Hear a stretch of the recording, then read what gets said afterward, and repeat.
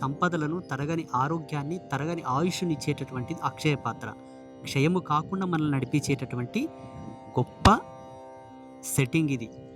ఇది సిల్వర్‌తో ఉంటుంది కాబట్టి దీనికి ఎంత వెండి పట్టింది, దీన్ని తయారు చేయడానికి మేకింగ్ ఛార్జ్ ఎంతో, దాని మేకింగ్ ఛార్జ్, ఆ సిల్వర్ కాస్ట్ మీకు అక్కడ ఇస్తారు. పీఠానికి వచ్చి ఎవరైనా కూడా దీన్ని తీసుకొని వెళ్ళవచ్చు.